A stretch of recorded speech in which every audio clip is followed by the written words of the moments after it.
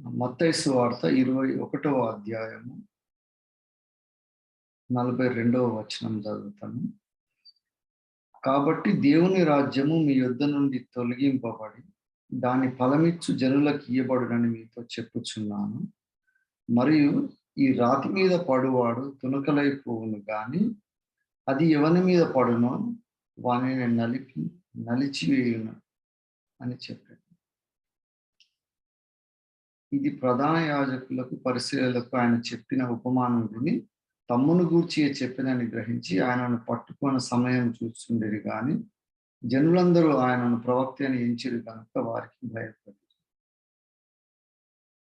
ఇక్కడ మనం వాక్యంలో గమనించాల్సిన విషయం ఏంటంటే అంతకుముందు యేసయ్య కూడా బైబిల్లో చాలా వరకు యేసయ్య పరలోక రాజ్యం గురించి చెప్పిన, లేకపోతే దేవుని న్యాయం ఎట్లుంటుంది, దేవుని జడ్జిమెంట్ ఎట్లుంటుంది, ఈ విషయాలు చెప్పినప్పుడు ఉపమాన రీతిగా చెప్తా వస్తాడన్నమాట. ఎందుకంటే అక్కడ ప్రజలకు ఆ కాలంలో, ఈ కాలంలోనే మనకు అర్థమవుతలేదు. అంతరిక్షం గురించి మాట్లాడినా మనము ఒక 3 డైమెన్షన్స్ కంటే ఎక్కువ పోలేకపోతున్నాం. మనము చూసినప్పుడు ప్రపంచాన్ని అంతా కూడా మనకు ఎంతవరకు కనిపిస్తుంది, సముద్రపు లోతు ఎంత ఉన్నది, అంతరిక్షం ఏంది, ఇవన్నీ మనకు అర్థం కావట్లేదు. సో ఇటువంటప్పుడు దేవుడు దీని క్రియేటర్ రేపు పరలోకంలో ఎట్లుంటది అని చెప్పాలన్నప్పుడు అసలు ప్రజలకు అర్థం కానప్పుడు ఈ భూమి మీద ఉన్న కొన్ని విషయాలతోటి రిలేట్ చేసి చెప్తారు అనమాట. అదే మనం ఉపమానాలుగా మనం మాట్లాడతాం. కామన్ మ్యాన్ నుంచి మొదలు పెట్టుకుంటే స్కాలర్స్ వరకు కూడా, విద్వాంసులందరికీ కూడా అర్థమయ్యేటట్టు యేసయ్య చెప్పాలి. అది చెప్పడానికి ఆయన జీవిత కాలంలో 3.5 సంవత్సరాల టైం తీసుకుని చెప్తారు. అందుకని కొన్ని విషయాలు యేసయ్య ఎక్కువ టైం వేస్ట్ చేసి ఎక్కువ ఎలాబొరేట్ చేయకుండా పాయింటెడ్గా మాట్లాడతాడు. అట్లా మాట్లాడిన దాంట్లో ఇది ఒక ముఖ్యమైన సందర్భం ఉంటుంది. ఆ ఉపమానం చెప్పినప్పుడు ఏమవుతుందంటే ద్రాక్ష తోట గురించి మాట్లాడతాడు. ద్రాక్ష తోట గురించి మాట్లాడుకుంటూ ఆ ద్రాక్ష తోట కొంతమందికి అప్పచెప్పినప్పుడు దాన్ని వాళ్ళు సరిగా చూడనప్పుడు ద్రాక్ష తోట యజమాని కోతకాలం వచ్చినప్పుడు ఆయన వాళ్ళ పనులను పంపిస్తాడు. చివరికి ఆయన కుమారుణ్ణి పంపిస్తాడు. పంపినప్పుడు వాళ్ళ రియాక్షన్ బట్టి ఎట్లుంటది అనే విషయం మాట్లాడుకుంటే ఆ సందర్భం మీద చెప్తాడు. ఏమని చెప్తాడంటే, కాబట్టి దేవుని రాజ్యము మీ యొద్ద నుండి తొలగింపబడి దాని ఫలమిచ్చు జనులకు ఇయ్యబడునని చెప్తున్నాను. ఆ ద్రాక్ష తోటని పరలోక రాజ్యానికి కంపేర్ చేసినప్పుడు యేసయ్య చెప్తారు. చెప్పి ఎవరు ఫలమిస్తారో వాళ్ళకి అప్పగింపబడుతుంది, అటువంటి జనులకు అప్పగింపబడుతుంది అని అంటున్నాను. సో ఫలం ఇయ్యడమే ముఖ్యము అనేది ఇక్కడ దేవుని ఆలోచన విధానంలో మనం నేర్చుకోవాల్సిందన్నమాట. పరలోక రాజ్యం ఎవరికి ఇస్తారంటే ఆయనని ఫలించాలనే ఆశ కలిగి ఫలించే వాళ్ళకి పరలోక రాజ్యం అప్పగింపబడుతుంది, మిగతా వాళ్ళకు రాదు. ఒకవేళ అట్లా అప్పగింపబడకుండా సొంతగా బై డిఫాల్ట్ అంటారు. అందుకే అన్నమాట ఆ రాతి మీద పడ్డవాడు నాశనం అయిపోతాడు, కానీ రాతి మీద పడ్డోడు ఏమంటాడంటే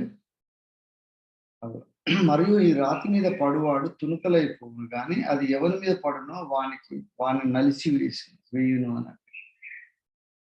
రాతి మీద పడ్డవాడేమో తునుకలైపోతాడు, కానీ ఎప్పుడు ఆ రాయి వాని మీద పడుతుంది, పడ్డప్పుడు వాడిని నలిపేస్తుంది అంట. ఇక్కడ 2 ఫ్యాక్టర్స్ మనకు కనబడుతుంది, 2 విషయాలు కనబడుతున్నాయి. దేవుని జడ్జిమెంట్ ఎట్లుంటుంది అంటే మనం కమిట్ అయిన దాన్ని బట్టి కూడా మనం నాశనం అయిపోయే అవకాశం ఉంది. లేకపోతే రేపు దేవుని సన్నిధిలో వరకు దేవుడు మనల్ని జడ్జి చేసినప్పుడు విల్ బి డెమాలిష్డ్ లైక్. అందుకని ఆ రాతి మీద పడడం కాదు, ఆ రాతిని పట్టుకుని అదే మూల రాయని పైన వాక్యం రాసి ఉంటుంది. వాక్యంలో 42వ వచనం ఉంటుంది. మరియు యేసు వారిని చూచి ఇల్లు కట్టువారు నిషేధించిన రాయి మూలకు తలరాయ, ఇది ప్రభు వలనే కలిగాను, ఇది మన కళ్ళకు ఆశ్చర్యం అన్న మాట లేఖనంలో ఉన్నది కదా అని దాని తర్వాత అంటాడు కాబట్టి అని అన్నాడు. సో ఫలించడం అనేది చాలా ముఖ్యమైన విషయము. అది దేవుని సన్నిధిలో దేవుడు చాలా తీవ్రంగా దాన్ని పరిగణిస్తాడు. ఫలించని ప్రతి తీగని యోహాను సువార్తలో రాస్తాడు, నేను ద్రాక్షవల్లిని నా తీగలు మీరు అన్నప్పుడు. ఒక చెట్టుకు పోల్చుకున్నప్పుడు ద్రాక్ష తోటనేమో పరలోకానికి వచ్చింది. అది దానికి ఎట్లా కాపలా కాయాలి, దాన్ని దాన్ని దాన్ని ఎట్లా రియాక్ట్ అవుతారో దాన్ని బట్టి పరలోక రాజ్యంలో మనకు తీర్పు ఉంటదంట. మళ్ళీ ఇండివిడ్యువల్‌గా వచ్చినప్పుడు ఒక చెట్టుని తీసుకున్నప్పుడు నేనే ద్రాక్షవల్లిని అన్నప్పుడు మీరు నా నుంచి ఫలించకుండా ఉంటే ఆ తీగలను నరికేస్తాననంట. ఇప్పుడు ఈ ద్రాక్ష తోటని పరలోక రాజ్యాన్ని కంపేర్ చేసినప్పుడు కూడా ఇక్కడ ఏమంటుందంటే దాని ఫలమిచ్చి జనులకే ఇయ్యబడుతది అని అంట. ఎవరు ఫలం ఇస్తారో వాళ్ళనే దేవుడు యాక్సెప్ట్ చేస్తాడు. ఈ ఎమోషన్ దేవుడు ప్రతి సృష్టిలో పెట్టిండన్న. ప్రత్యేకంగా మనుషుల మధ్యలో పెట్టిండు. అందుకనే ఒకరు ఫలించాలి అంటే పిల్లలను కనాలి. పిల్లలు లేకపోతే ఒకలాంటి సొసైటీలోనే ఒకలాగా చూస్తారు కదా! పిల్లల్ని కన్నప్పుడు ఏదో గొప్ప ఏదో సాధించినట్టు ఫీల్ అవుతారు. అది నా వలనే కలిగినది. దేవుని వలన కలిగినది అని ఎవరు అనుకోరు. చాలా తక్కువ మంది అనుకుంటారు. పిల్లలను కనడం ఒక గొప్ప ఆధిక్యతగా మనం భావించాలి. ఎందుకంటే దేవుడే ఇస్తాడు ఆ పిల్లలు. సో పిల్లలు లేకపోతే ఒకలాంటి డెఫిసిట్ ఉంటుంది. ప్రతి ఒక్కరికి కూడా ఉంటుంది. ఈ ఎమోషన్ ఫలము లేకుండా ఉంటే ఎట్లుంటది బాధ అనేది దేవుడు మనందరికీ కలుగజేసాడు. మన పిల్లలు కూడా మంచిగా చదువుకోవాలి. చిన్నప్పటి నుంచి పెంచి వాడు మంచిగా చదువుకున్నాక వాడు ఫెయిల్ అయిపోతాడు. ఫెయిల్ అయినప్పుడు ఏమనిపిస్తుంది మనం? అరే వీడు రిజల్ట్ ఇస్తలేడు కదా వీడు అనిపిస్తుంది. మన జీవితం ఖరాబ్ చేసుకుంటున్నాడు. అప్పుడు మనకు బాధ అవుతుంది. ఎందుకంటే he's not resulting in fruits అన్నమాట. వాడు ఫలితం లేకుండా ఉంటాడు కదా అనే బాధ వస్తుంది. ఇద్దరు భార్యాభర్తలు పెళ్లి చేసుకున్నాక వాళ్ళకి పిల్లలు కావాలంటే మనకు అబ్రహామే ఉన్నాడు ఎగ్జాంపుల్. 90 ఏళ్ళు అవుతుంది, 100 సంవత్సరాలు అవుతుంది. అప్పుడు దేవుడు ప్రామిస్ చేస్తాడు. అబ్రహాం ఎందుకు గొప్పోడు అంటే అప్పుడు కూడా దేవుడు చెప్పిన వాగ్దానాన్ని నమ్ముతాడు. నేను ఫలించగలుగుతానని దేవుడు అన్నాడు కాబట్టి తప్పకుండా ఫలిస్తా అని ఆ నమ్మకం మీద, ఆ విశ్వాసం మీద ఫలిస్తాడు కాబట్టి విశ్వాసులందరికీ కూడా హెడ్ అన్నమాట. అబ్రహాం ఎందుకు గ్రేట్ అంటే అంతవరకు ఆ కాలంలో ఎంతో మందికి పిల్లలు కలిగింది. కానీ అబ్రహాం ఒక్కడే యేసయ్యని నమ్ముకున్నాడు. దేవుని బట్టి యెహోవా తోటి ప్రయాణం చేస్తా ఉన్నాడు. ఎక్కడికి పోమంటే అక్కడికి పోతున్నాడు. నువ్వు కాని ప్రదేశానికి పో అంటే సరే నువ్వు పిలుస్తున్నావు కదా అని పోవు. ప్రతి ఒక్కటి దేవుణ్ణి నమ్ముకొని చేస్తా ఉన్నాడు. పిల్లలు కలుగుతలేరు. భార్యతోటి పోయినప్పుడు భార్య అంటది ఇది ఎట్లైనా నాతోటి అయితలేరు కాబట్టి దాసితోటి తీసుకోవాలి. సరే అని అంటాడు. కానీ అయినా కూడా హీ హాజ్ అ ప్రామిస్ అన్నమాట. నీ నుంచి అన్యజనులు సువార్త పౌలు అబ్రహాముని కరెక్ట్ అర్థం చేసుకున్నది పౌలే. పౌలు ఎక్కడ రాస్తాడు అంటే గలతీ పత్రిక ఉంటుంది.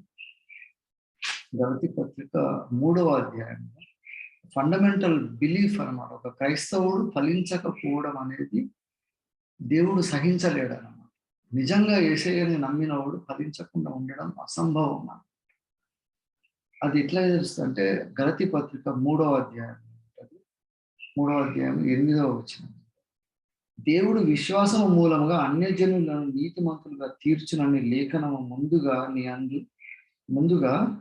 నీ యందు అన్యజనులందరూ ఆశీర్వదించబడుదురని అబ్రహామునకు సువార్త ముందుగా ప్రకటించాను. అసలు సువార్త అక్కడ స్టార్ట్ అయింది. నీ అందరూ అన్యజనులు అందరూ ఆశీర్వదించబడతారని అబ్రహాం ప్రామిస్ చేస్తారు. అది మనకు జెనిసిస్ లా ఆదికాండంలోనే కనబడుతుంది అబ్రహాం గురించి. అంటే మనకు ఇంపాసిబుల్ సిచ్యువేషన్లో కూడా దేవుడు మనల్ని ఆశీర్వదించగలడు అనే నమ్మకము, ఆ విశ్వాసం ఉన్న వాళ్ళే ఫలిస్తారు అన్నమాట. ఆదికాండంలో ఉంటుంది 18వ అధ్యాయంలో యెహోవా దేవుడు అంటుంటాడు. ఆదికాండం 18వ అధ్యాయం 14వ వచనం. యెహోవాకు అసాధ్యమైనది ఏదైనా ఉన్నదా? మీదటికి ఈ కాలం నిర్ణయ కాలం నీ యుద్ధకు తిరిగి వచ్చేదని అప్పుడు షారాకు కుమారుడు కలుగునని. ఇదంతా మనకు తెలిసిన స్టోరీ కదా. అసలు విశ్వాసాన్ని ఎట్లా మనం డిఫైన్ చేయాలంటే ఫలించాలి. మనం విశ్వాసం అంటే యేసయ్య శరీర రక్తాన్ని నమ్మి యేసయ్య మా కొరకు ప్రాణం పెట్టి చనిపోయి తిరిగి లేచి మళ్ళా రానయ్య ఉన్నాడు. ఈ ఆలోచన అందరికీ తెలిసిన విషయం.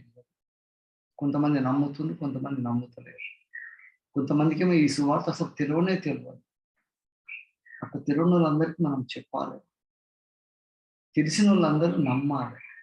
తెలవడం వేరే, నమ్మడం వేరే. విశ్వాసం అనేది క్రియాశీలకమైనది అనమాట. అందుకని విశ్వాసం అంటే నాలెడ్జ్ కాదు. ఒక జ్ఞానం రావాలంటే ఏదైనా బుక్ చదివితే వస్తుంది. బైబిల్ కూడా చదవని చాలా మందికి బైబిల్లో జ్ఞానం వస్తుంది. కానీ బైబిల్లో ఉన్న విశ్వాసం ఇదనమాట. అబ్రహాంది విశ్వాసం. సువార్త ప్రకటించింది ఫస్ట్ ఎవరికంటే మనం చేసుకుంటూ పోయే సువార్త కాదు, అబ్రహాంకే ప్రకటించబడ్డది. నీ ద్వారా ఇప్పుడు సారాకు పిల్లలు లేరు, నువ్వు 100 సంవత్సరాలనే కదా, ఇది కాదు పాయింట్. ఇంకొక నెక్స్ట్ ఇయర్ 1 ఇయర్ లోపల నీ కుమారుడు కలుగుతాడు.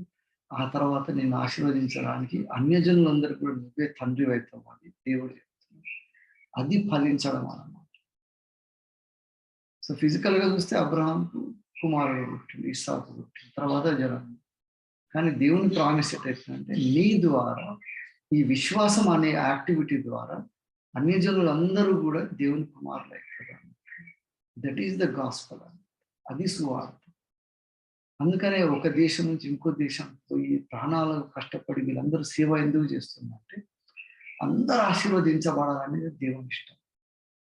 యేసయ్య కూడా పరలోకాన్ని పోకముందు అదే మాట అంటాడు, భూదిగంతముల వరకు నా సువార్త ప్రకటించాలని. ఎందుకంటే అందరూ కూడా దేవుని ఏర్పాట్లో ఉన్నోళ్ళే. కానీ అందులో కొంతమంది తెలుసుకుంటారు, కొంతమంది విశ్వసిస్తారు, కొంతమంది శిష్యులు అవుతారు, ఇంకొంతమంది హతసాక్షులు అవుతారు. అంతవరకు విశ్వాసం చూపిస్తారు. దేవుని కోసం అన్ని వదిలేయాలి.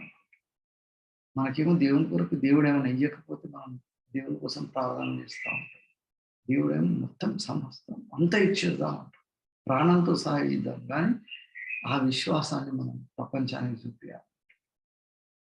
సో మన విశ్వాసం కూడా మనం కరెక్ట్గా దేవుని విశ్వసిస్తున్నామా లేదా అంటే దానికి ఒక ఇట్లా థెర్మామీటర్ పెట్టి జ్వరం ఎంత ఉంది, ఎంత డిగ్రీలు ఉంది చెప్పి అన్నట్టు విశ్వాసాన్ని మనం పరిశీలించాలంటే దానికి ఫలమే దానికి కారణం. దానివల్ల ఏం ఫలం పొందుతున్నామో దాన్ని బట్టి మనం దేవుడు విశ్వాసాన్ని చూస్తాం. లేకపోతే మనకు కూడా తలకాయ వాసిపోయేంత నాలెడ్జ్ వస్తుంది, నీతులు మాట్లాడుతూ ఉంటాం, కానీ ఒక్క పని చేయదు, పనులు చెడగొడుతుంటాం, దేవునికి వ్యతిరేకంగా పోతుంటాం. కానీ మాట్లాడడానికి మాత్రం చాలా తెలుగుగా మాట్లాడాలి. అటువంటి మాట్లాడే శాస్త్రుల పరిచయాలు వాళ్ళని రెఫర్ చేసుకుంటే యేసయ్య అంటున్నారు, మీరు రాయి మీద పడ్డప్పుడు మీ తలలు పగిలిపోతుంది, కానీ ఒక రోజు వస్తుంది అప్పుడు రాయే మీ మీద పడుతుంది, అప్పుడు మీరు నాశనం అయిపోతారు. మానవ జీవిత కాలంలో కూడా మనకున్న పరిస్థితులను బట్టి మనం దేవుని కొరకు ఎంతవరకు ఫలిస్తున్నాం. ఫలించడం అంటే మనల్ని మనం డెవలప్ చేసుకోవడం. ఎంతమంది అన్యజనులు అందరూ కూడా మన ద్వారా రక్షింపబడ్డారంటే మన జీవిత విధానం, మన విశ్వాసాన్ని చూసి అందరు యేసయ్య దిక్కు చూసి అరే వీళ్ళ దేవుడు కరెక్టే కదా, అసలు వీళ్ళు మనలాగానే ఉన్నారు, వీడు నా అంత జీతమే తీసుకుంటున్నాడు, నాకంటే ఎట్లా సంతోషంగా ఉన్నాడు, వీడు నాకంటే తక్కువడు కదా, వీడు తక్కువ కులమోడు అనుకున్నాడు కదా, వీళ్ళకేంది ఇంత సంతోషం. ప్రతి విషయంలో కూడా మనకు ఎందుకు వీళ్ళు సపరేట్గా వీళ్ళ లోపల ఏదో స్పెషల్ ఉన్నది కదా అని చూసినప్పుడు ఆ స్పెషాలిటీ మన విశ్వాసం అనేది లోకానికి పెడతాం. ప్రతి ఒక్కరు వాక్యం ఉపదేశించుకుంటూ పాస్టర్లే కాదు సేవ చేశారు. Everywhere we stay, every time we speak out, every step we take in life. ఈ సమాజంలో పోయినప్పుడు చూడాలని అనుకుంటారు. అప్పుడు అబ్రహాము కూడా దేవుడు పిలిచినప్పుడు పోతప్పుడు అక్కడ ఉన్న వాళ్ళందరూ కూడా అనుకొని ఉండొచ్చు, ఎక్కడ పోతున్నావు అబ్రహాం అంటే దేవుడు చెప్పిండు ఒక దగ్గరికి రమ్మన్నాడు, ఎక్కడ పోవాలో తెలియదు కానీ ఆడికి రాను, నిన్ను అక్కడ ఆశీర్వదిస్తాను కాబట్టి నేను పోతున్నా అంటే అబ్రహాం ఒక్కడే పోతలేడు కదా, ఇప్పుడు ఏదో మార్నింగ్ వాక్ పోయినట్టు పోలేదు, ఆయన ఎంబడి పరివారం అంతా మొత్తం తీసుకొని వెళ్ళిపోతాడు. ఇవాళ రేపు మనకు ఉన్న ఊరు నుంచి ఇంకో ఊరికి ఉద్యోగం ట్రాన్స్ఫర్ చేస్తే మనకు నచ్చదు, అసలు కష్టమవుతుంది కదా, ఎడబో అంత దూరం ఎడబోతుంది. అబ్రహాము మైండ్ ఎట్లున్నదంటే దేవుడు చెప్పిండు ఆయన నన్ను ఫలిస్తాడు, నేను అభివృద్ధి చేస్తున్నా అన్నాడు కాబట్టి I have to walk where he leads to me. ఎక్కడికి పోతున్నా అంటే నాకు తెలియదు, అరే పిచ్చోను నాకు తెలియకుండా ఎట్లా పోతున్నాం, దేవుడు చెప్పిండు కాబట్టి. అదనమాట నీళ్ళ మీద పేతురు నడిచిందంటే అబ్రహాం అప్పుడే నడిచింది. అందుకే విశ్వాసులకు తండ్రి ఆయన ద్వారా అన్యజనులు అందరూ కూడా ఆశీర్వదింపబడ్డారని సువార్త ముందు అబ్రహాంకి ప్రకటించబడ్డదని పౌలు చెప్తుంది. గలతీ సంఘాలతో మాట్లాడుకుంటే చెప్తుంది. గలతీ సంఘంలో కూడా భయంకరమైన పరిస్థితులు ఉంటాయి. మనం నిన్నటి కాన్ఫరెన్స్ లో ఉన్నట్టే ఉంటుంది ఆల్మోస్ట్. ఆ గలతీ పత్రిక మొత్తం ఒకసారి చదువు, అక్కడ చెప్తున్నాను పర్సనల్గా ఎట్లా మనం సరి చేసుకోవాలి, సమాజంలో మనం ఎట్లా సరి చేసుకోవాలి, ఈ రెండు ఉంటాయి అన్నమాట. ఆ తీగ ద్రాక్షవల్లి ఉంటే ద్రాక్షవల్లికి మనం కంపేర్ చేసుకున్నప్పుడేమో ఆ తీగ ఫలించకుంటే నరికి పడేస్తుంది. ఒక పొలంని తీసుకున్నప్పుడు ఆ పొలంని కూడా సరిగా దాన్ని కాపాడుకోకపోతే వాడిని తీసి పడేసి వేరేళ్ళకి ఇస్తానంట. As a believers, as a fellows of Christ, సంఘంలో ఉన్నప్పుడు మనము ఇది ఒక పొలం అనుకుంటాం కదా. మక్తల్ పొలం, నారాయణపేట పొలం అని. ఈ మధ్య నారాయణపేట మక్తల్ అంతా కలవాలని ప్రార్థన కొరకు గొప్ప కార్యధ్యానాన్ని ప్లాన్ చేస్తాం. మనం పొలం అన్నప్పుడు దాన్ని కాపాడుకోవాలి, అదంతా ఒక కంచె వేసి దానికి కాపాడి దాంతో దేవునికి మహిమ కలగాలని అనుకో. ఒక చెట్టు తీసుకున్నప్పుడు ఆ చెట్టుకు మనం ఫలితం, ఒక పొలం తీసుకున్నప్పుడు దాని నుంచి కాపు వస్తుంది. కాపు కాలంలో ఆ యజమానికి అప్పగించాలి దాని నుంచి వచ్చిన కాయలు. అందుకే యేసయ్య ఇండివిజువల్‌గా తీసుకున్నప్పుడు ఒక అంజూరపు చెట్టుని చూసినప్పుడు దానికి ఫలించదన్నమాట. ఫలించకుంటే దేవుడు అంటాడు, ఇది పని చేస్తలేదు సరిగ్గా, దీన్ని తీసేస్తామని అంటాడు. అట్లా అన్నాక మార్కు సువార్తలు ఉంటాయి. మత్తయి, మార్కు సువార్తల్లో ఇది రికార్డ్ చేసింది. మార్కు సువార్తల్లో ఎక్కువ డీటెయిల్‌గా రాసింది. మార్నింగ్ పోత చూస్తున్నప్పుడు అది ఫలించకుండా గ్రీన్‌గా కనిపిస్తది కానీ దానికి ఒక్క ఫలం ఉండదు. ఎందుకంటే యేసయ్య అంటాడు, ఇదేంది ఇంత వేస్ట్ చెట్టు అని, పనికిమాలినది, ఇది శపించేస్తది దాన్ని. తర్వాత యెరూషలేముకు పోయి అక్కడ దేవాలయం సరి చేస్తారు. సరి చేసి మళ్ళీ సాయంత్రం వచ్చేటప్పుడు చూస్తే ఆ చెట్టు ఎండిపోయింది. అప్పుడు శిష్యులు అంటారు అన్నమాట, ఎట్లా పోయింది. అప్పుడు యేసయ్య అంటారు, విశ్వాసము ద్వారా నువ్వు ఏది చెప్తే అది జరుగుతుంది అని.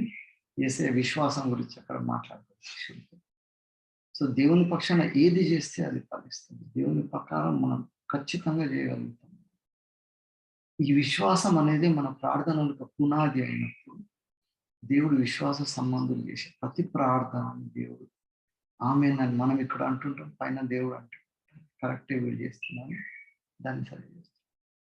అప్పుడు మనం చేసే పనికి ఫలితం వస్తుంది. ఈ లోకంలో అది ఫలితంలాగా కనిపించకపోవచ్చు. అప్పుడు అబ్రహాంను చూసినట్టు అందరూ చాలా వేస్ట్ అనుకో. పౌలుని చూసి కూడా ఎంతో మంది అనుకుంటారు ఎంత మంచి పొజిషన్ ఉంది. మోషేని చూసినా కూడా, దావీదుని చూసినా ఎంత మంచి పొజిషన్ పెట్టుకొని దేవుని కోసం ఎట్లా పోతున్నారు మీరు. So how we understand our faith in Christ అంటే తప్పకుండా ఫలించాలి, ఫలించాలి, ఫలించాలి, ఫలించాలి. చెప్పిన ఫ్యామిలీలో ఉన్నప్పుడు భార్యాభర్తలకు పిల్లలు లేకపోతే వాళ్ళు ఫలించాలని ఎంత కష్టపడతారు. ఎక్కడెక్కడో పోతారు, రకరకాల మెడిసిన్స్, డాక్టర్స్ ఖర్చులు పెడతారు, ప్రార్థన చేస్తారు. యేసు కుమార్ పాస్టర్ వాళ్ళ సంఘంలో ఫ్యామిలీ దానికోసం ప్రార్థన చేస్తా ఉన్నాం. మనం కూడా చేయాలి. వాళ్ళ ప్రపంచంలో అన్ని ప్రాబ్లమ్స్ కంటే మెయిన్ ప్రాబ్లం ఏంటంటే పిల్లలు అయితే లేరు. అదైతే వాళ్ళకి ఎంతో సంతోషం. ప్రతి ఒక్కరు కూడా మనం అంటే దేవుడు ప్రతి విశ్వాసిని కూడా అనుకుంటాడు, అరే వీడు ఇంకా ఫలిస్తలేడు కదా, నా రక్తం మీద పుట్టిండు వీడు, కానీ వీడు ఇంకెవరిని పుట్టిస్తలేడు కదా, నా పోలిక వీడు వస్తలేడు ఏందా. ఈ బేసిక్ ఎమోషన్ ప్రతి మనిషిలో ఉన్నది. ఒక తండ్రి వాళ్ళ కుమారుడిని భరించాలనుకుంటాడు, వాడు మంచిగా కావాలనుకుంటాడు. అట్లా దేవుడు కూడా మనల్ని అనుకుంటాడు, వీడు విశ్వాసి కదా, వీడు నన్ను నమ్మిండు, నా విశ్వాసంలో వచ్చినాక వీడు నా తోటి నమ్మినాక వీడు ఇట్లా ఫలించకుండా ఇట్లా ఎట్టుకుంటాడు వీడని దేవుడు బాధ. అటువంటప్పుడు మన ఆలోచన విధానం ఎట్లుండాలంటే దేవునితోటి సరి చేసుకుని దేవుని చిత్త ప్రకారం ముందుకు పోతాం. అట్లా పోకుండా శాస్త్రుల పరిచయలాగా నాకు తెలివి ఎక్కువైందని చెప్పేసి ఉన్నప్పుడు అప్పుడు ఇచ్చినామట దేవుడు వారిని. అది మూలరాయి అయినది కానీ ఆ రాయి మీద నువ్వు రాయి మీద పడితే కూడా నీకు తల పగిలిపోతుంది, లేకుంటే ఒక దినం వస్తుంది అప్పుడు రాయి మీద పడుతుంది, అప్పుడు నశించిపోతాడు అని. సో ఇటువంటి భయంకరమైన వార్నింగ్ కూడా దేవుడు ఇస్తున్నాడు. మనము ఖచ్చితంగా ఫలించాలి. మన విశ్వాస ప్రమాణం ఎప్పుడు గుర్తుపడతామంటే ఇప్పుడు హెబ్రీ పత్రికలు కూడా రాసినప్పుడు అదే రాస్తున్నాం. ఆ విశ్వాసులందరిది ఒక లిస్ట్ తయారు చేసినప్పుడు ఇంత గొప్ప సాక్షి సమూహం మన ముందర ఉన్నాక మనం ఎట్లా లైట్ తీసుకుంటాం దేవుని పనిని పౌలు అంటాడు. అంతా ఎక్స్ప్లెయిన్ చేసుకుంటే చెప్తాను. అది హెబ్రీ పత్రికలో చదవండి, విశ్వాసుల ప్రమాణం గురించి ఉంటుంది. తర్వాత ఇటువంటి విశ్వాసం మనం కలిగి ప్రార్థనలు చేసినప్పుడు మనకు శక్తికి మించిన పనులు చేస్తాము. 12వ అధ్యాయం ఉంటది. ఇంత గొప్ప సాక్షి సమూహము మేఘము వలె మనల్ని ఆవరించి ఉన్నందున మనము కూడా ప్రతి భారమును సులువుగా చిక్కులు పెట్టి పాపమును విడిచిపెట్టి విశ్వాసమునకు కర్తయు దాన్ని కొనసాగించువాడిన యేసు వైపు చూచుచు మన ఎదుట ఉన్న పందెములు ఓపికతో పరిగెత్తుతాం. ఎక్స్ట్రాడినరీ పౌలు. అందుకనే పౌలు అల్టిమేట్ అథారిటీ ఉన్నాడు. వాక్యం తెలుసు, ధర్మశాస్త్రంలో ప్రవీణుడు, అక్కడ యూదులలో రికగ్నైజ్డ్ పర్సన్. ఆయనకున్న టాలెంట్ తోటి డేరాలు కొట్టి బిజినెస్ ఉంటుంది ఆయన. ఇప్పుడు రియల్ ఎస్టేట్ బిజినెస్ లాగా అనమాట. ఆ కాలంలో డేరాలు కొట్టడం. He has everything. కానీ అన్ని పక్కకు పెట్టి పెంట కుప్ప వాటితో సమానం, అది వేస్ట్ అంటారు. నేను యేసయ్య కోసం పోతాను. పౌలు ఫలించి ఉండాలి. అందుకని అంటారు, పరుగుతున్నా నా విశ్వాసమును కాపాడుకున్నాను, నేను ఆ పరుగుని ఎండ్ చేసిన ప్రాపర్లీ. సో మనకి ఇంతమంది మాదిరిగా ఉన్నాక మనం కూడా మనకున్న జ్ఞానం ముఖ్యం కాదు, విశ్వాసం ముఖ్యం. అందుకని ప్రతి ఒక్కరు బైబిల్లో చాలా నాలెడ్జ్ ఇచ్చినాక దేవుని సేవ చేద్దాం, లేకపోతే సొసైటీలో అంత స్టేబుల్ అయినాక అంత సంపాదించుకున్నాక ఒక కంఫర్టబుల్ వచ్చినాక దేవుని సేవ చేద్దామనే ఆలోచన. యేసయ్యని విశ్వాసం నమ్మినాక, యేసయ్య దేవుడు అని తెలిసినాక, ఆయన రక్తంతో ప్రపంచాన్ని శాసించగల శక్తి ఉన్న ఆ రక్తం నమ్మినాక, if you don't do anything then there is some problem in your faith. అది ఉదయకాలంలో సరి చేసుకొని మన ప్రార్థనలు కూడా విశ్వాస సహితమైన ప్రార్థన. రోగాలను తీసేస్తుంది, దయ్యాలను వెళ్ళగొడుతుంది, కుండలను కదిలిస్తుంది, సముద్రంలో పడాలంటే పడుతుంది. So we are extremely powerful when we exercise our faith. కాబట్టి అంత బలమైనది, అంత శక్తివంతమైన విశ్వాసం యేసయ్యలో ఉన్నది. అదే మనకు ఆయుధం. దాన్ని కనెక్ట్ చేసుకోవడానికి దేవునితో ఎప్పుడు నడుస్తూ ఉండాలి, దేవునితో పోవాలి. అబ్రహాం చేసిన పని అదే. అబ్రహాం దేవునితో ఎంత కంపానియన్షిప్ ఉందంటే, అబ్రహాం దేవుడు ప్రత్యక్షమైనప్పుడు పోయి దేవునితో ఊరుకు, తర్వాత టైం ఎక్కువ. దేవుడు ప్రత్యక్షమైనప్పుడు అబ్రహాం కొంతసేపు ఆగండి, మీరు రెస్ట్ తీసుకోండి అని చెప్పి పోయి ఇమీడియట్గా వాళ్ళకి ఫుడ్ ప్రిపేర్ చేసి త్వరపడి వాళ్ళని దేవునితో అట్లా రిలేషన్ మెయింటైన్ చేస్తారు. సో మనం కూడా అటువంటి పనులు చేస్తున్నాం. దేవుని కొరకు అనే వరకు we have to just run for him.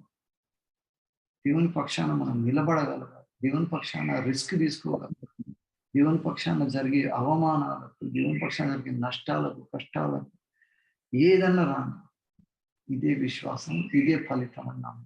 అప్పుడు అంటారు దేవుడు, అరే వీడు నాకు కరెక్ట్ చేస్తున్నాడు, ఇదే ఫలించడము అంటారు. అట్లా ఫలించడం కూడా అందరిని కూడా తీసేస్తాను.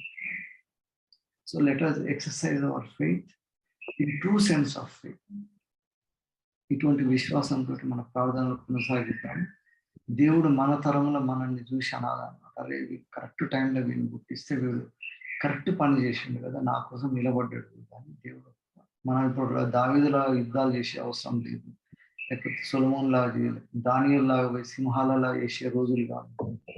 కానీ దేవుని కోసం నిలబడితే రేపు జైలుకు పోవాల్సి వస్తుంది. పోవాలి. ఎంతమంది రిస్క్ చేస్తారు.